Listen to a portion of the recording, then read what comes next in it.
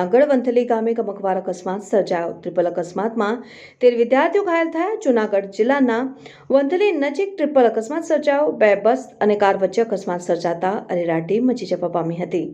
આણંદ જિલ્લાના આસોદર ગામના સ્કૂલના પ્રવાસને નડેલ અકસ્માતમાં 13 વિદ્યાર્થીઓને ઈજા પહોંચી હતી। એચ.ડી. પટેલ હાઈસ્કૂલનો પ્રવાસ જ્યારે સોમનાથથી પરત ફરી રહ્યો હતો ત્યારે આ દુર્ઘટના સર્જાઈ।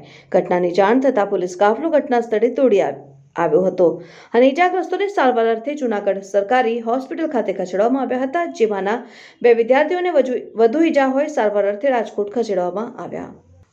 જૂનાગઢ વંથલી નજીક ટ્રિપલ અકસ્માત, સ્કૂલ બસને નડ્યો અકસ્માત। સોમનાથથી પરત ફરતી વખતે નડ્યો અકસ્માત। 13થી વધુ વિદ્યાર્થીઓ થયા ઈજાગ્રસ્ત। પોલીસ કાફલો પણ ઘટના સ્થળે દોડી આવ્યો અને ઈજાગ્રસ્તોને હોસ્પિટલ ખસેડાયા। Reporter Sarfaraz Kodi, Tanna news. આણંદ જિલ્લાના આંકલાવ તાલુકાના આસોદર ગામથી આવીએ છીએ। અને કઈ રીતની ઘટના બની? એટલે સામેની સાઈડ એક બાઇક ને ગાડીનો એક્સિડન્ટ થયો અને ગાડી જોડે પાછળ એક મિની બસ કે બસ હતી કંઈ, એ એક્સિડન્ટ થયો એટલે એ પલટી મારીને આ બાજુ કૂદીને ડિવાઈડર કૂદીને આ બાજુ એટલે અમારી બસ જોડે પાછળના ભાગે થોડી અથડાઈ। કેટલા બાળકોને લાગ્યું છે? એટલે 10-12 છોકરીઓને થોડુંક વાગ્યું છે। અત્યારે કઈ રીતે છે? બધા જુનાગઢ અહીંયા સિવિલ હોસ્પિટલમાં દાખલ થયા છે। કોઈ ગંભીર છે કે સામાન્ય? ના, ગંભીર એવું સિરિયસ જેવું નથી કોઈ બહુ એટલું બધું। 1-2 છોકરીઓને થોડુંક વધારે વાગ્યું પણ એવું સિરિયસ જેવું નથી।